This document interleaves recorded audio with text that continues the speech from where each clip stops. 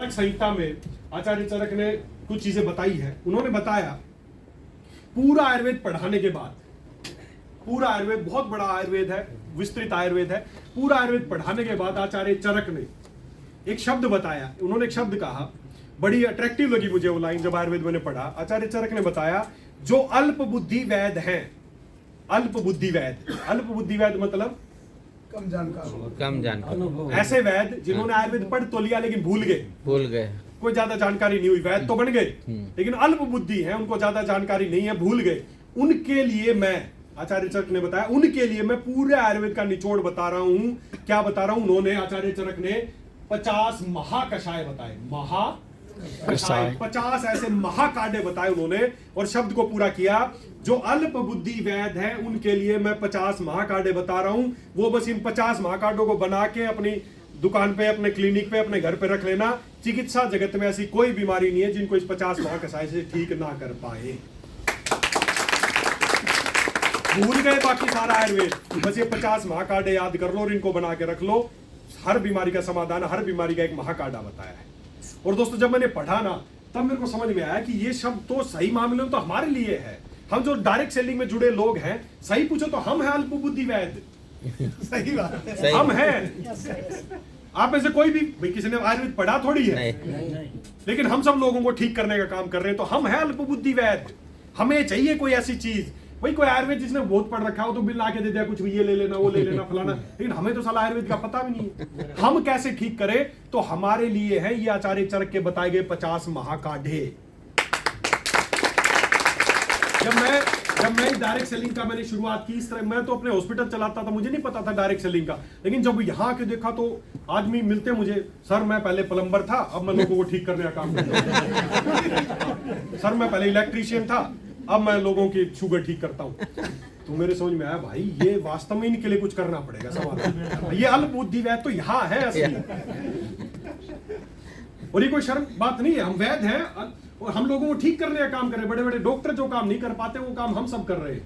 तो मैंने यहाँ पर इसीलिए निर्णय लिया कि आचार्य चरक के जो 50 महाकाढ़े हैं ये हम तैयार करते हैं। भारत में इतने सालों से आयुर्वेदिक कंपनियां चल रही हैं, नेटवर्किंग में चल रही है, डायरेक्ट सेलिंग में चल रही है, बहुत सारे आयुर्वेद पे काम कर रहे हैं, हेल्थ पे काम कर रहे हैं। हेल्थ के नाम पे ज्यादातर कंपनियां, 99.9% कंपनियां तो सप्लीमेंट्स पे काम कर रही हैं। कोई इलाज नहीं है, वो सप्लीमेंट्स है, न्यूट्रिशन पे काम कर रही है, न्यूट्रास्यूटिकल्स, ये मोलिक्यूल बना दिया, वो मोलिक्यूल, ऐसे ऐसे शब्द बोलेंगे, आदमी सोचा पता नहीं क्या निकाल दिया, है ना। तो ये सब नहीं चाहिए, शरीर नेचुरल चीजों के लिए बना है। हम क्या करते हैं, आचार्य चरक ने बताया कि 50 महाकाढ़े हैं। महाकाढ़े कैसे बनते हैं? जड़ी बूटियां लो, उनको पानी में 4 गुना पानी में डाल लो, उबाल लो, छान के बोतल में पैक कर लो, बन गया महाकाढ़ा। इतने सालों से कंपनियां चल रही थी, आज तक किसी भी कंपनी ने महाकषाय नहीं बनाए थे।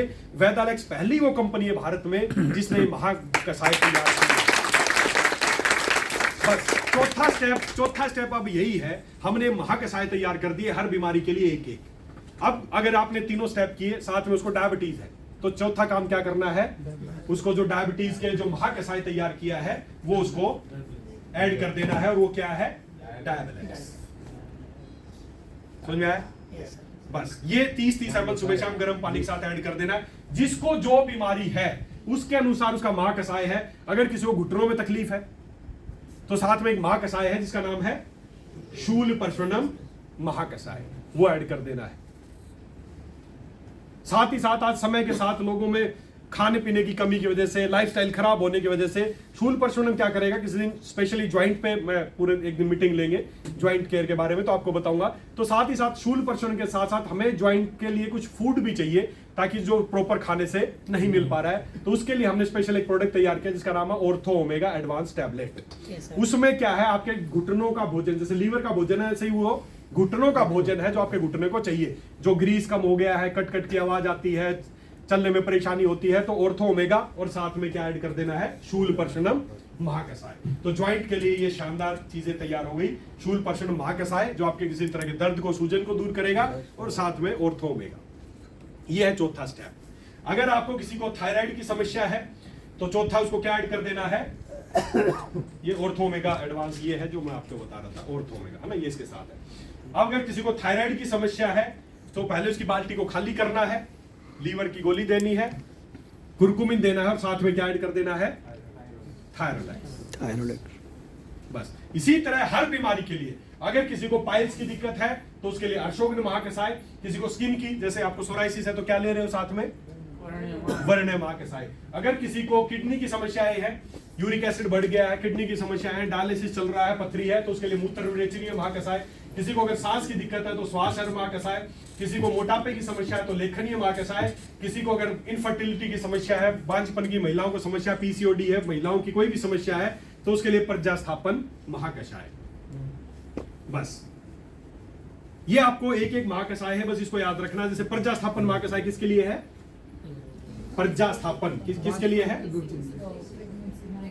इस शब्द का मतलब आचार्य चक्र ने बताया, प्रज्ञास्थापन मतलब प्रज्ञा की स्थापना, मतलब जिसको इनफर्टिलिटी, जिसको बच्चे नहीं हो रहे हैं तो प्रज्ञा की स्थापना करना, मतलब उनको प्रेगनेंसी में हेल्प करना।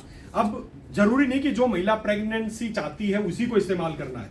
प्रेग्नेंट कब होगी महिला, जब उसकी सारी चीजें ठीक होंगी, उसका अंडेदानी ठीक होगी, बच्चेदानी ठीक होगी, हार्मोन बैलेंस होंगे, उसका सब कुछ मानसिक शारीरिक तौर पे स्वस्थ होगी, तभी वो बच्चे को जन्म दे सकती है। तो जब भी कोई महिला को अगर आपको ठीक करना है शारीरिक या मानसिक तौर पे, तो उसको प्रज्ञास्थापन दे सकते हैं। इसका मतलब ये नहीं कि उसको प्रेगनेंसी चाहिए। आपके घर में बच्ची है 12-13 साल की, अभी पीरियड्स आ रहे हैं, उसको पेनफुल पीरियड्स है, हार्मोन इम्बैलेंस है, उसको दे सकते हैं, किसी को भी।